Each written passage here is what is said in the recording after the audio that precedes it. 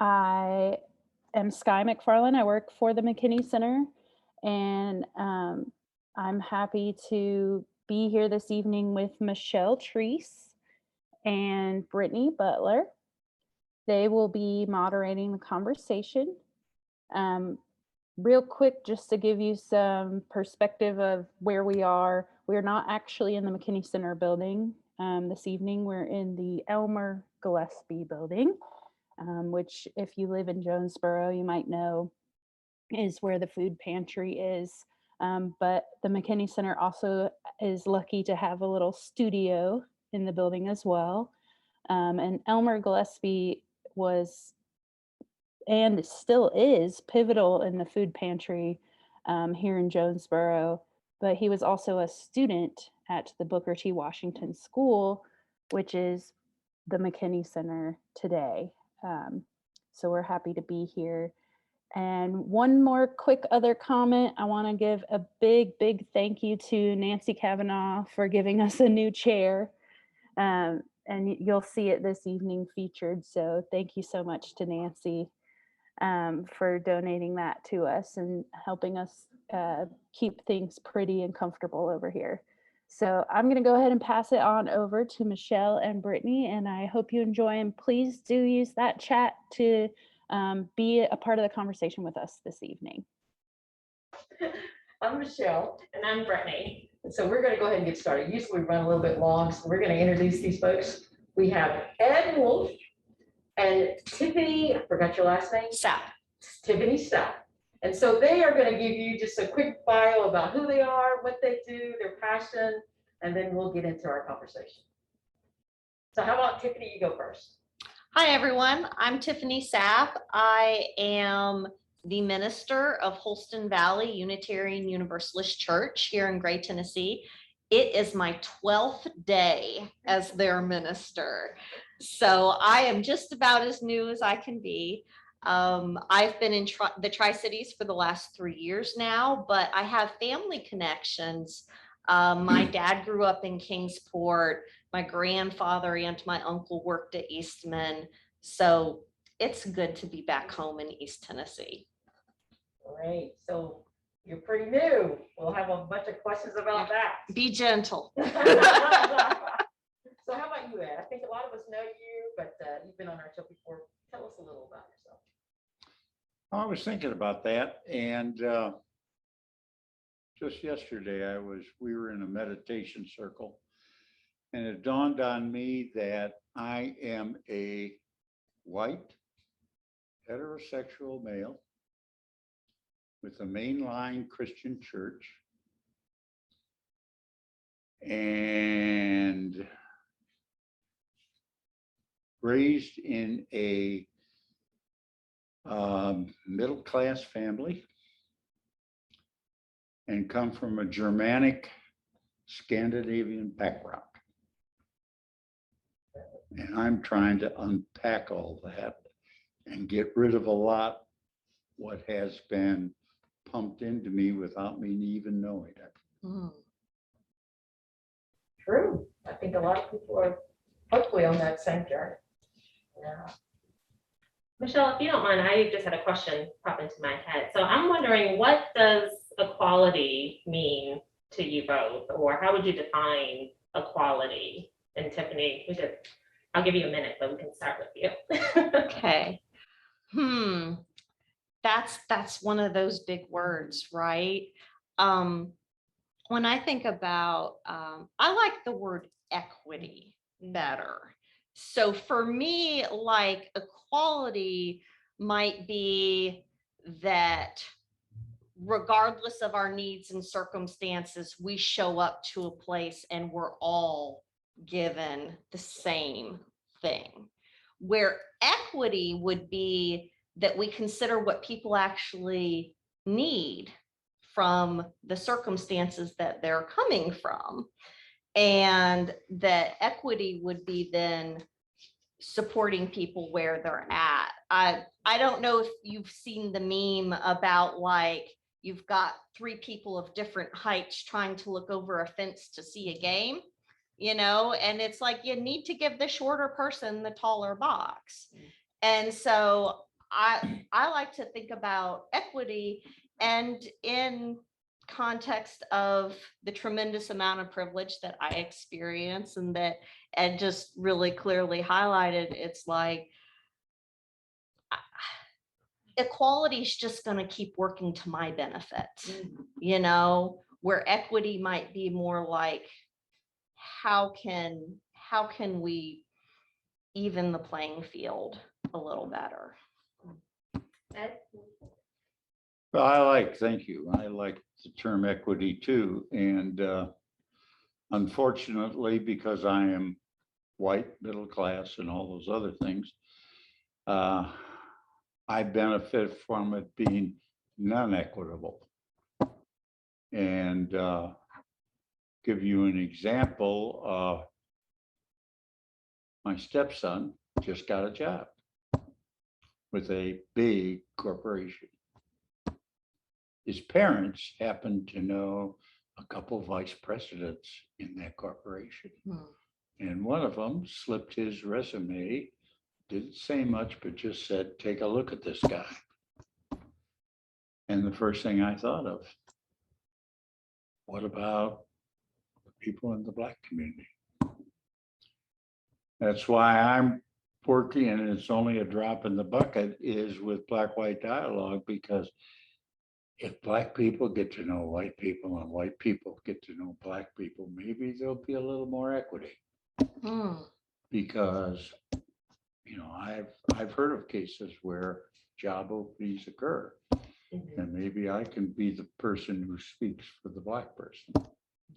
That's really interesting, because if you think about how many opportunities come from networking, and then if folks are staying in their own little silos, then you might not have a racist intention or policy on the book, but it's still going to benefit the people that it has always benefited, which is the people who look like us.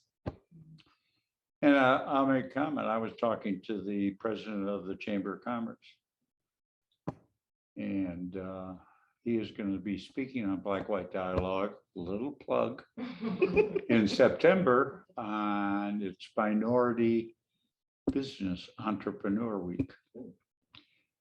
And he said there are businesses in this area that are waking up, because Eastman just commented that they had a batch of interns, many of them Black, and they all, I don't know all of them, but most of them said, we're not coming here.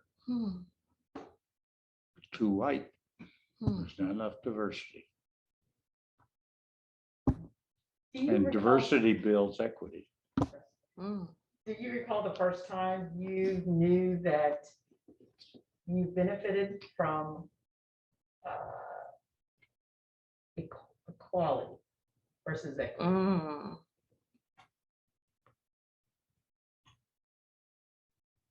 For both of you, when you think of that, and when I hear you say that, it makes me think of affinity bias, meaning you hang out with people that are like you, that maybe white and in business, or maybe white and in religion, and so when it comes to spaces that are open for anyone, oh, I know you're in my circle, come in.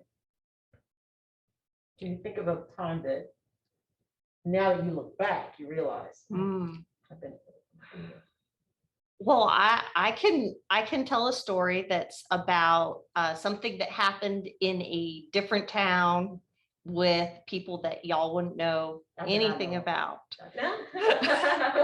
Well, you know, I was doing what all young people do, looking for a job. I was not looking to be a minister at the time, and I landed a job, and it was great. And I didn't think nothing of it, except that I must have been the best, most qualified candidate for the job. I did that job well. I got promoted, and I soon became.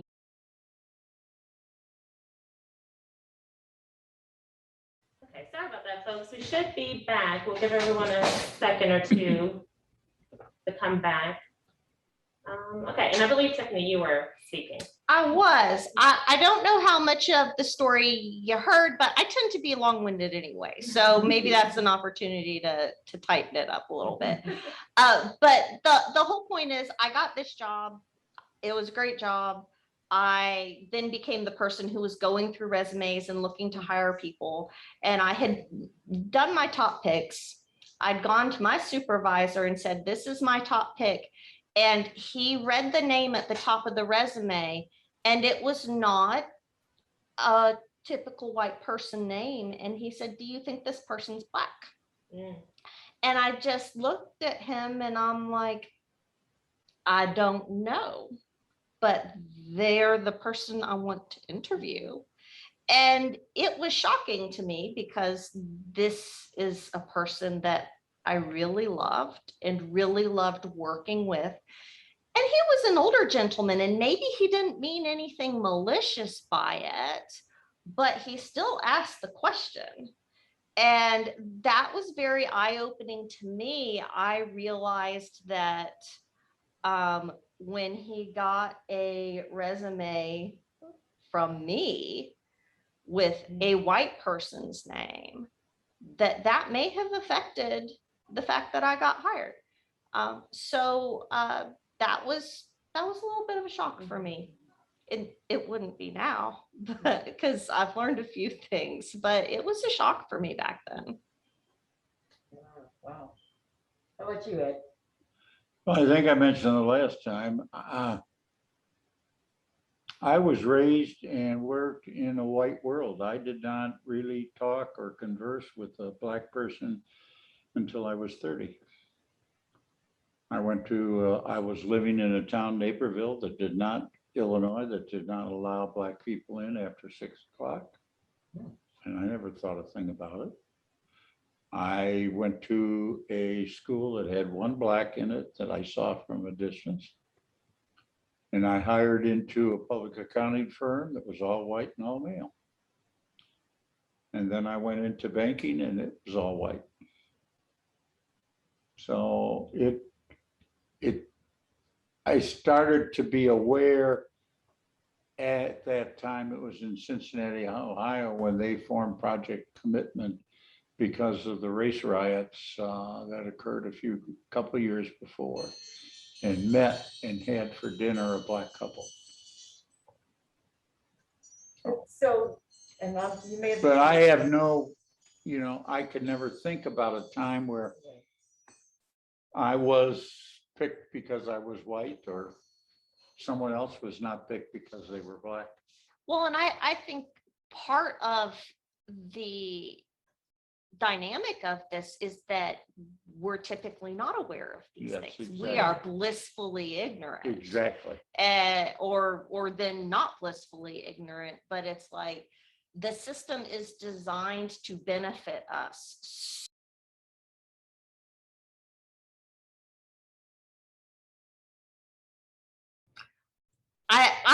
I think I was about to like just rally, but I think that's all right. I think we can move on.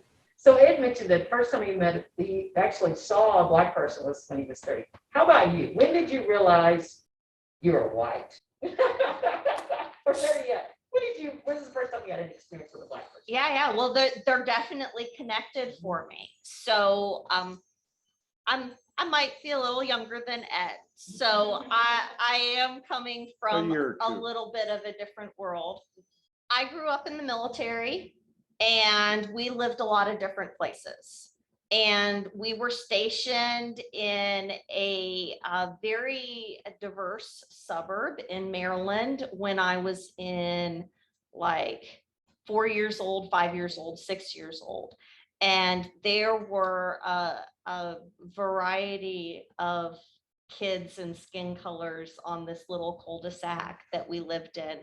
And there was right across the street from me, there was a girl named Lakeisha. And right next to her was a boy named LD. And they were both Black, and they were the kids that were my age. So I played with them all the time. And that first summer I moved there, it was like we were buds. And then kindergarten started. And when we got on that bus and started going to that school, something changed in our dynamic. And I think it was an awareness of different skin color going on. And the older kids were kind of modeling maybe a little more separateness or uneasiness. And it confused the heck out of me. And I bet it confused the heck out of them too. It didn't like end our friendship, but I do think that the dynamic changed a little bit at that point. So that's the first time I really remember being aware. I mean, we're talking 5 years old, so it's like way back in my memory. So a lot of my growing up experiences have had people of color in them. But it is worth saying that it was generally people of color who were used to fitting into a white person's world. And I do think that does make it a little different. I wasn't the one having to go outside of my comfort zone. They were the ones having to go outside of their comfort zone. And so what seemed like not a big deal to me may have been a big deal to them. I don't know what sort of conversations had to happen at their homes. I have an adult friend who is Black now, and we have talked about the conversations that she had in her family growing up, and as a Black kid going to a school that was mostly white, and kind of what that was like for her. And it made me realize, again, I was just completely unaware of all this extra work and energy and thought and conversation that had to happen being a Black person in a white world, basically. When you were in high school, and this is for both of you, when you're in high school and you're able to make friends and interact with them, do you recall a situation in high school where you realized my world is different from your world with someone of color, with another person, I should say? So my high school experience was really unusual because I was in Montgomery, Alabama, my freshman year, and I was in middle of nowhere, California, my sophomore and junior year. And then I was in Washington, D.C., well, a suburb of Washington, D.C., Northern Virginia, my senior year. So three very different samples. And I did get sent to a private school the year that we were in Montgomery. And there were 2 Black students in my grade, and there was 1 Muslim student in my grade, and everyone else was very wealthy white people. And the school dance was at the country club in Montgomery, where at the time I was in high school, the Black people were not allowed at the country club, except these Black students were allowed for the dance. And I just wanted to go wear a dress and be pretty and maybe dance with a boy. One of the girls I sat with at lunch was Black and was really struggling with whether or not to go. One of our other friends who was white was like, I'm not going. It's wrong to even have it there. And I chose to go, and I feel bad about it in retrospect. But it was definitely an uncomfortable time. And hopefully that discomfort made me do better in the future.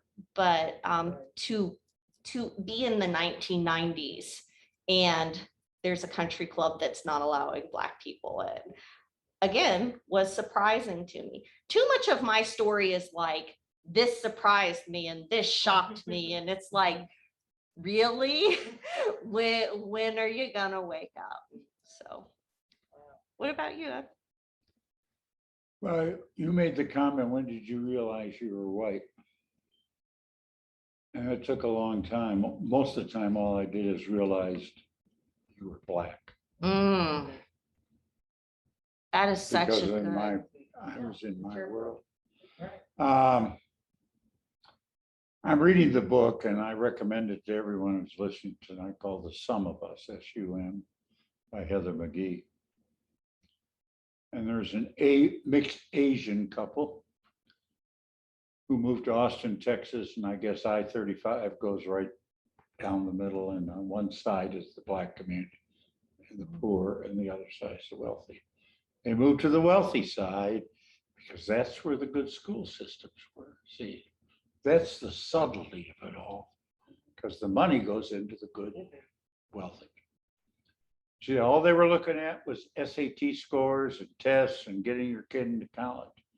She got tired of it, and she moved her kids to the other side where there was diversity. And in that school, they talked about community and helping one another, which I found is just incredible.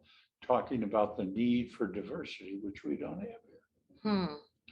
So that all works toward that. The one thing I did realize was in Project Commitment, I had this Black couple over, my wife and I had the Black couple over for dinner.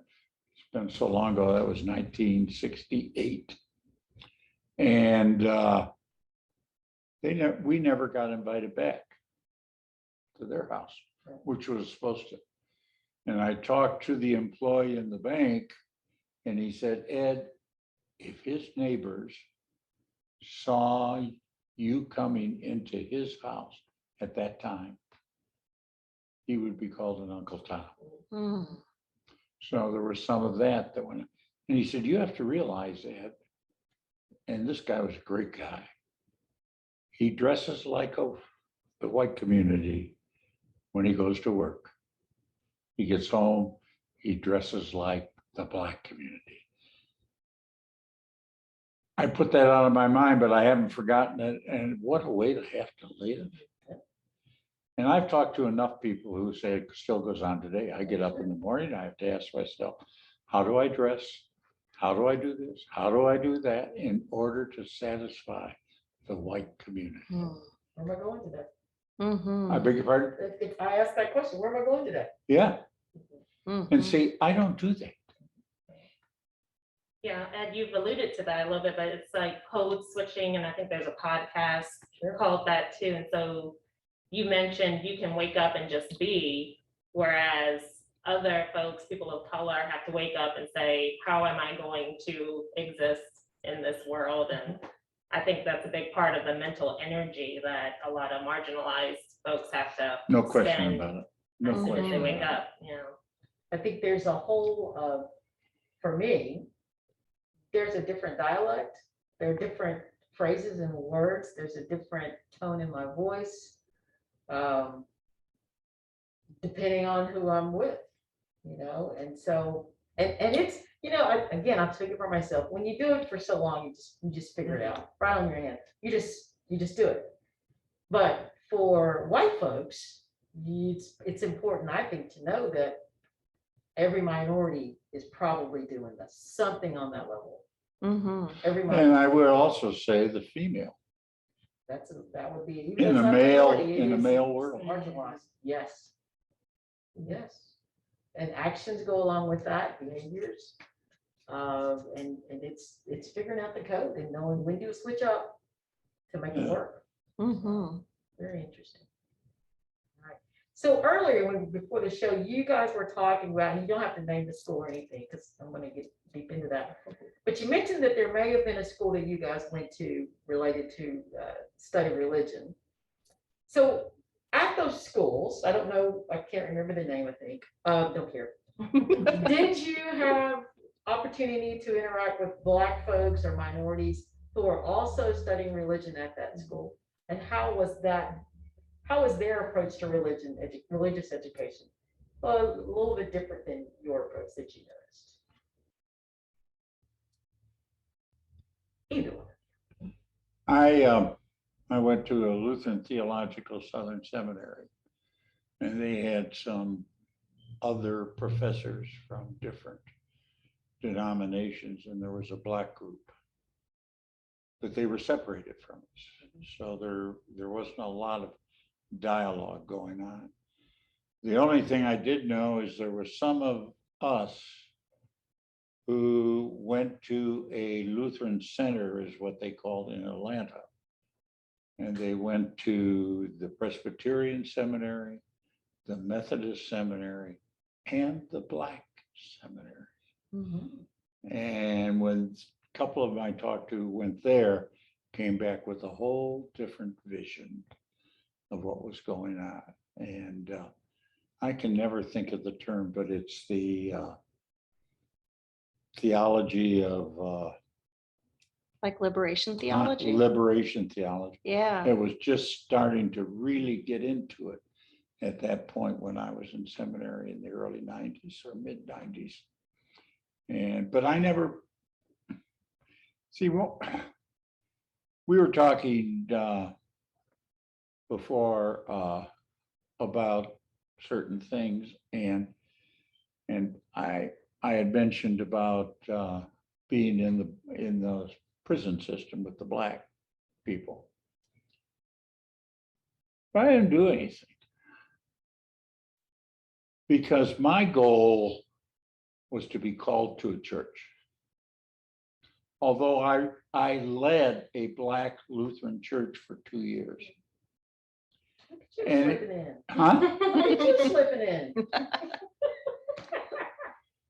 Karma is at work. But anyway, and when you get into a church, you want to earn a living,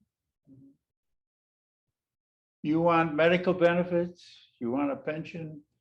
And when you get up in the pulpit and look out there, those are the people that give it to you. And that is a dynamic that I think from Christianity and maybe other, I only know Christianity, has really affected us negatively. Because what's going on in this country today, not just racism, but COVID and climate, we don't hear enough coming out of the churches. We've got to be careful. Yeah. And so. Which is so ironic because it was in seminary where I was introduced to the idea that, maybe it should be about more than just like this other world, but ideas like liberation theology or the social gospel that came before that, Yeah.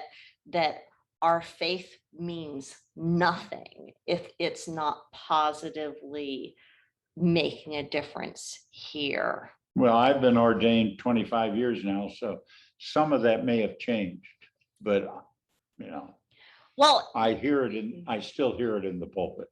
Well, sure. But what's ironic is I went to a mainstream Protestant seminary where they were teaching that, but they were still existing in powers of structure that were still creating oppression. And that's something that I've noticed everywhere I've gone is even places that are trying really hard to teach better still are dwelling in these structures that have that unfair bias that we've been talking about. The first class I ever took that was focused on the Black experience specifically was in seminary, and it was the Black Church in America. But they didn't start with just about the Black church, but just the experience of being Black, the assumption that white is normal, and that, kind of laying that foundation for all of us. And many of us were privileged upper middle class white folks who'd gone straight from high school to college to seminary because we wanted to be ministers when we grew up. And it was really life-giving for me to encounter ideas about liberation theology, ideas that the work of the sacred is to set all of us free. And then I think for me, that really started to dovetail into theologies of interconnectedness, which really support what you were just saying about the environment and really all of it. Everything is connected. Yeah. But see, I have been told personally that I'm too radical to be preaching. And do you think that stems from like people pleasing, but just the ones at the top with the funds to support institutions like this? And One of the challenges, I think, in the Christian churches is that many people come to worship on Sunday, and it's 1 hour out of 7 days, and they want to feel secure, and they want to feel safe. And of course, I had a person tell me that once, and I said, I read scripture and I never heard Jesus say that. But that's what we want to feel, and that's not what it's all about. In my estimation, we're to struggle. We're to question. We're to look inside ourselves and find out who we are before we can help people, other people. One other thing I want to mention about this too with the Black experience, and this is what's helped me because I've gotten to know some Black people who now, I had one of the greatest honors of my life. Black person said, "You are the first white person I trust." That's huge. Big. Yeah. We were chatting one day and I was kidding about the length of a Black service, the length of the Black preaching. And we got into it. And when I had to preach in the prison where there was many Black people, I began to understand, because when I got preaching, then all of a sudden I hear, "Keep it going, Pastor, keep it going. And I'll bring it in, and it just energizes you." And then he got a little deeper and he said, "You understand, when the Black person goes to worship, to church on Sunday morning, it's the one place where the Black person can share joy and feel liberated and be himself or herself." He said, "But if you see Black people who don't worship, on Friday nights, they're getting drunk because they have no way to deal with what they had to do the whole week. When they come into worship, they can get rid of some of that." Now that's heavy. I don't think all Black people would fall into those two, but I. Well, of course not. Of course not. But there's a difference. And I've also said to people, and I'm glad you mentioned that, it's not all people. The white people go to church and worship here in their mind. Black people worship with their hearts. And I am now visiting Black churches. Nice. And I'm trying to tolerate long service. Because when I was in seminary, I was told, don't make any sermon longer than 8 minutes, because that's how long it is before the next commercial comes on TV. So, yeah, it's a whole different world. So you guys mentioned the liberation theology. I've never heard that, and I don't know if others out there have, but I'm not a minister either. So can you give me just a little bit about what that entails? Well, it's been a while since I've been at school, but what sticks with me about liberation theology, and I'm a Unitarian Universalist, so we don't always use the word God. But to make this easier, I'm going to use the word God tonight. But Yeah. all right. You could use divine. Yeah. Well, but this is the way it was handed to me at my Protestant seminary. So this is how I'm going to say it tonight: is that that God identifies with the marginalized more than God identifies with the powerful oppressors.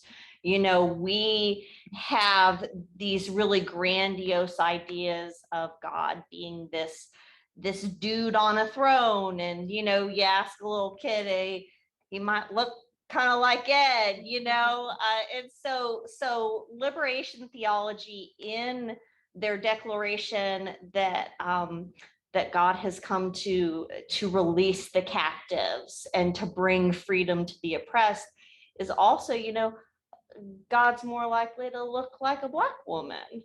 Maybe God's more likely to be queer. Maybe God's more likely to have a physical disability. It's kind of an intentional turning the assumptions of the powerful upside down and saying, if you're the powerful, if you're the oppressor, then the only way you're going to find God is to let go of your power and to stop oppressing, basically.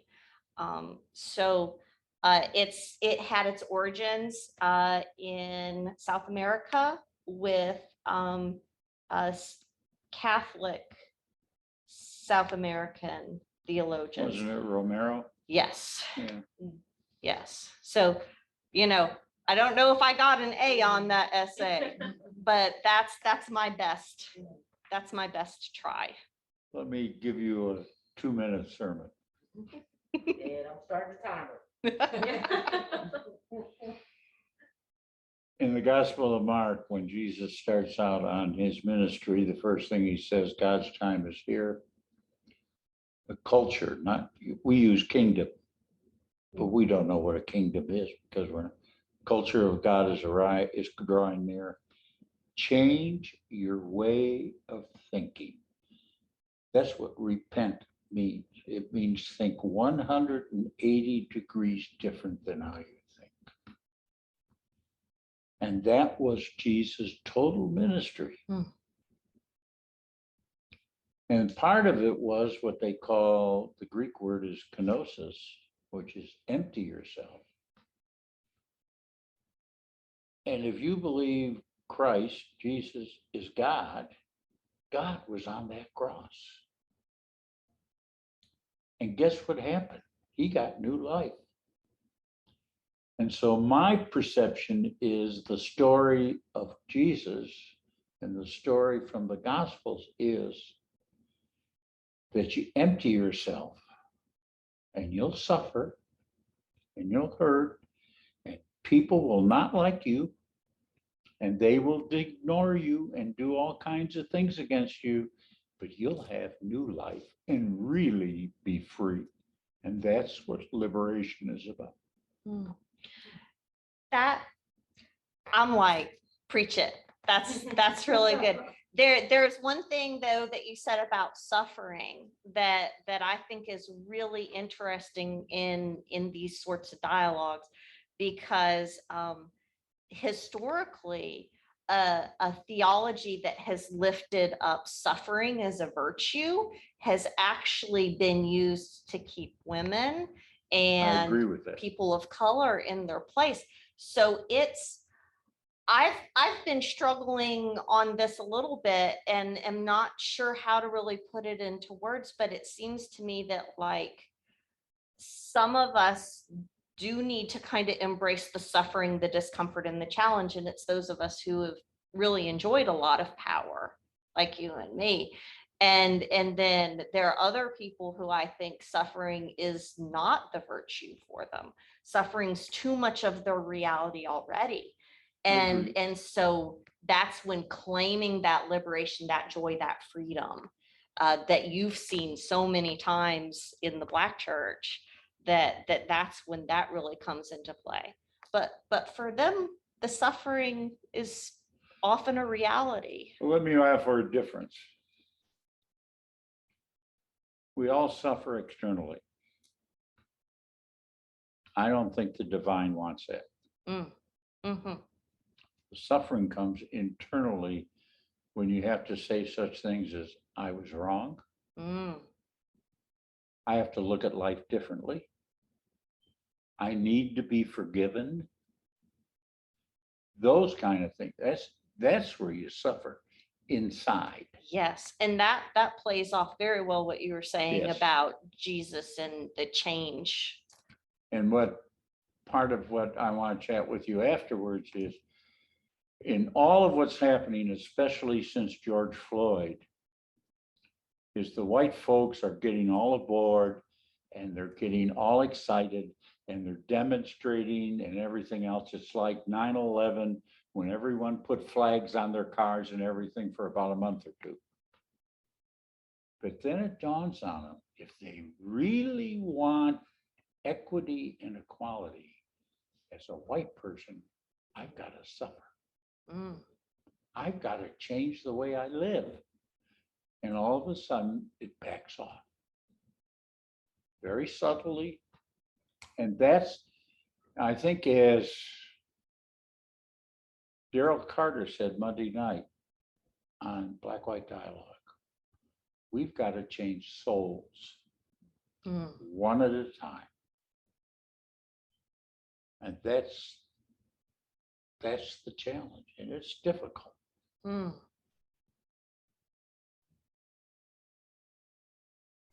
I agree with that. I do. Yeah. I agree. I think people get tired of the suffering.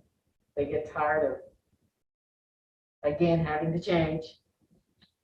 And then I think, they lose that speed. I think they lose that energy. Let me mention one thing, and I was in a conversation some while ago. We have a blue stripe down Boone Street. And it was just to honor the police. Just so happened, it was 1 year after Black Lives Matter started getting popular. Mm. I made the comment, you know what we could do on Jonesboro days or when the festival is here, demonstrate down Boone Street to take that blue line off. And the comment I got back was, that would hurt business. Yeah, it would. How willing are you to be equitable? Because that's what it takes. Martin Luther King knew that. And the only way he could hit people was economically. Mm-hmm. And so everybody had to suffer to make some changes, but the heart, the soul did not get changed. Mm. Well, and that is when you see people waver, Yeah. is when it's like actually affecting their pocketbook. Yeah. It's like we're at a place right now, like you pointed out, that we can put up a Black Lives Matter flag and say that we care. But are we going to stay the course if it affects our pocketbooks? That's when it's about soul changing. Well, look at Tiffany, look at what happened with COVID-19. The issue was economy versus people's health. Yes. And we see Economy. what was chosen. Yeah. Yeah. That was another revelation for me in seminary, was taking an ethics class and having economic injustice pointed out to me for the first time, and how how connected economic injustice and racism Oh. is. I mean, it really goes hand in hand. And my professor back then, she said, and it seems obvious now, but back then it was eye-opening for me, the way that the rich white people are going to keep their powers by having the poor white people and the poor Black people fighting with each other. And I mean, there is a strong economic aspect to all of this. Well, there's something that just came out today, and I'm wondering how it's going to impact our culture. For the first time in the history of the United States, white people census is lower than it was 10 years ago. There are less white people percentage-wise. Yeah, don't say that out loud. I just did. Well, and now the movement is, instead of people of color, people of the global majority. Ooh. The Well- tagline is also, if you really want to make white people mad, refer to people of color as people of the global majority. People of the global majority. I like it. For a while, I was in conversation with a Muslim. And I was sharing, I'll never forget it, is we were sharing about how they were treated at the time when it was really scary for them. And he said, Ed, no issue is going to be resolved until the Black issue is resolved. Mm. And until we face that and face this country that was built on slavery and genocide, we will not get anywhere. And see, that's the suffering we have to do as a Mhm. nation. And that's really interesting, because I think the data proves that. I don't know if anyone has taken the Harvard implicit bias test. Oh, I did. Yeah. And so they've been tracking that, and LGBT bias has decreased in the last 60 years. And so the rate at which it has decreased has been one of the fastest decreases in a population group bias like in history. Wow. And so they ran models for women, for Muslim Americans, for all these different types of populations, and they all are low now or will be lower in the future, except for Black people. Yep. It does not, the model does not show bias towards African Americans diminishing for like 120 years or 200 years. And we're seeing that with the voter. And we're So seeing it there's in some other real ways. truth to that, what you just Yeah. said. Yeah, absolutely. That's what we, and so people have come up to me and even said, black, white dialogue, why don't you change it? Why don't we talk about others? And I said, no, we are not going to do it, because until we face the Black issue and the racism that's with that, we're not going to get anywhere. Mhm. And of course, people are being reactionary and Of course. trying to block that every way Of they course. can. This whole thing about not teaching critical race theory when people don't even know what they mean by that is so frustrating, because I have a child that I want her to learn how to think critically about our history. I want her to start understanding and repenting early, so that she's not naively surprised 8 million times the way I was. Well, Yeah. it's, the thing about that critical race theory, and Michelle, you were on the call or on the Zoom call, Dr. Carter must have said, I don't know how many times, the schools are not teaching it. It's not even anywhere in the curriculum. They're Yeah. only teaching African history. And barely can get that out there. Exactly. Yeah. Yeah. So, We have about 6 more minutes. So do you guys have any questions for each other? Can you think of something? Well, I would love to take this opportunity to ask you a question because as we just established, I'm about as new as we can get. And you clearly have so much experience in these areas, in this world transforming work. What advice would you give me or other new folks like me who maybe we want to do better, but we kind of don't know where to start? What advice would you give? Well, I can only speak for myself, and thank God there's not many people like me. But I read a book called No Bigotry Allowed. And at the end of the book, it said, and I was naive as could be. I look back now and I kind of chuckle. And it said, get outside of your comfort zone and get in deep dialogue with people of color. And so that's how the black-white dialogue started, with 4 men, 4 women, 4 blacks, 4 whites, and they were ranged from 24 to 84. And I just picked up the phone. I knew if you don't know anybody, it makes it harder.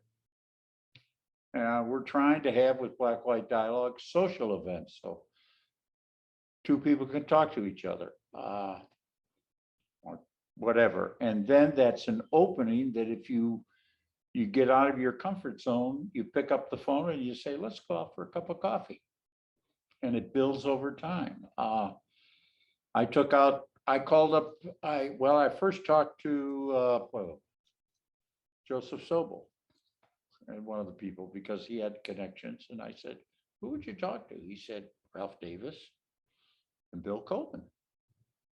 I picked up, he gave me the phone numbers. I picked up the phone, said, I'm Ed Wolff, and we're trying to do something. I'd like to talk to you. And they thought I was nuts. And they didn't believe me. Well, But Ralph Davis, before he died, started coming regularly to black-white dialogue. well, and so part of what I gather from that is that my dignity is not more important than getting into this work. If I'm going to feel embarrassed, if I'm going to feel awkward, if people are going to think I'm crazy, that's okay. That's, It's got to be okay with you. Yeah. Or I'm never going to get anywhere. And you have to be okay with other people thinking she's crazy. And Yeah. Well, this might be a little bit of my suffering then. Or as I think Ralph Davis said, well, that sounds good, Ed. Which means I'm going to be watching. Yeah. That's okay. And the other, I'll go back to scripture. I think it's in Hebrews 12, which cites all of these old characters in the Bible that never knew how God's will would be ending up. And so neither do we. Mm. I'm not going to see the results of what's happening, but I've got to do my part and let it happen. And, it may go backward. Mm. We're not through this crisis that we're in right now. It's got a way to go, and there's some scary parts to it. But we got to do what we got to do, and we can't get, one of the motivations for me, and I understand what you said, Michelle, about when you get up in the morning, who am I going to see? It just becomes part of you. I understand that. But Black people have been doing this for 400 years. And who am I to complain if a year or two it's a struggle and I even take backward movements? That's not important. What is important is to keep, if you really believe in your heart, not your mind, in your heart, that this nation needs to be culturally equitable and equal and diverse, and then you put your heart to it. And if you don't, you go off on your own. And so, Ed, we had a question in the chat from Susan. Have you seen any progress in this area so far, either coming out of your Black-White dialogue work or? Yes. Yeah. What have you seen? Yeah. I went, well, I don't know if it's progress or just me finding out. I went into the president of the Chamber of Commerce and he's with it. And I found some other people that are with it and understand what's going on and are doing things. And they're getting a little bit bolder. I won't mention the name, but I cited the example of a person who wrote a letter. He's getting bolder. And what had to happen was another person challenged him. And in his heart, he knew he had to change. And you just do it and see what happens. Yeah, I think there's been a lot of progress, Brittany. I think a lot of progress. I think what's going on at ETSU is progress, big progress. And what is that? 3 Black coaches. The College of Arts and Sciences now has an assistant dean for diversity and equity. It's the biggest college. It's Dr. Carter, and he said, I'm going to make this the model for ETSU. I've had private conversations with Nolan, and he gets it. I have been in the position he has been in. Some people know that I managed a symphony orchestra. I had to bend and beg and be very nice to the people who shelled out the big money. Dr. Nolan has to do that or he doesn't have ETSU. And he's also got to get paid. But I think he's doing remarkable work. And it's not satisfying for some people. They want it tomorrow. It's not going to happen tomorrow. But he's working on it, and I keep hearing little tidbits. They now have that lunch and learn the whole month of September, and I'm going to post it on Black-White Dialogue. It's all about critical race theory and diversity and other things. And they have this thing in September now for equity. He's working at it. Just take time. Good to know. Good to know. So. And then there's other schools that don't. But we won't mention names. So. Yeah. So any final comments? Wrap up from you, Tiffany. I just want to express gratitude to all of you for having me here and getting a chance to kind of think about, stories from my childhood that I hadn't thought about. There's so much about my life that has been unexamined at times. And I think that getting a chance to really think about it with your good questions has been good. And I'm gonna take your advice and be a little uncomfortable, because like you pointed out, I have to be uncomfortable for a couple of hours, instead of being uncomfortable for an entire lifetime. So maybe I could do that. I think it's great. Yeah, I think it's great. I think I personally think Black-White Dialogue has done a lot.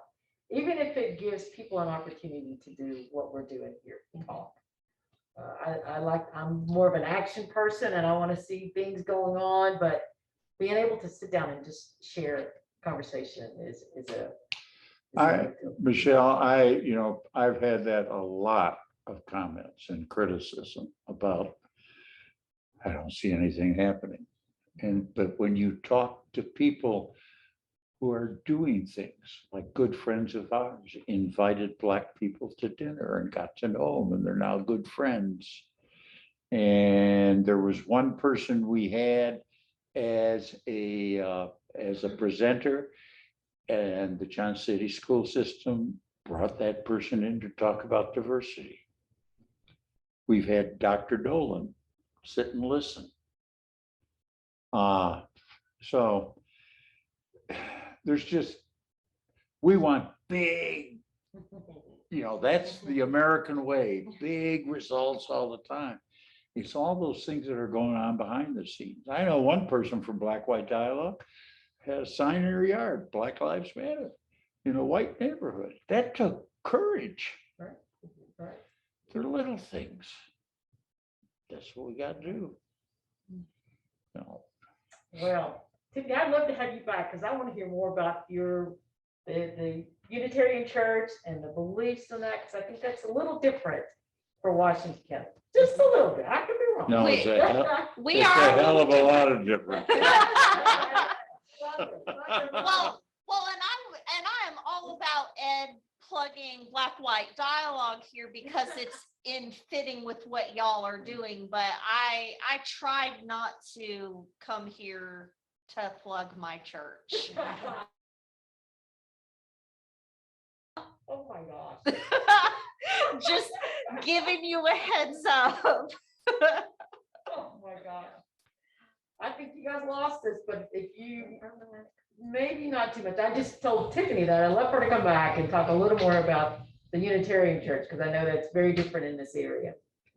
So we'll try to get more conversation on that side of the thing. So let me go back. I think, over there. There we go. So normally we have like an event or something for you guys. So Yeah, I think I found one Got it. call to action, and full disclosure, I do attend HBUC as well, so, but we're not plugging UU, right? But there is a conference sponsored by ETSU, September 20th and 22nd. It's a virtual conference on equity and inclusion. And this is open to the entire community, so they do encourage folks from all over to attend, and you can find registration information on the ETSU website if you just search equity.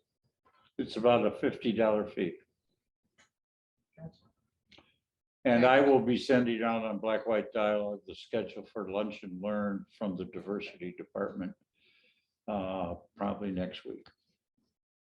and there are some events coming up this weekend. I think McKinney Center has an open house. There's some events coming up either later on this month or in September with Carver with some That's this Saturday too, the Oh. Emancipation Celebration. emancipation celebration at Carver this Saturday as well. So you have to divide your day up. So Lots of stuff. And then you Lots of save stuff. the date also, September 11th is the Emoja Festival. Yes. That's right. and we've got part 2 of Sky, I'll need that date on that. Oh, yeah. Part 2 for usable pass. And that is August 26th August 26th. at 9 a.m. 9 a.m. and you'll have to go on the McKinney website, McKinney Center website to register for that event, and it is free and open to everyone. So, thank you guys. We apologize for the breakups, but I think you got the most of this conversation, and we will see you next month.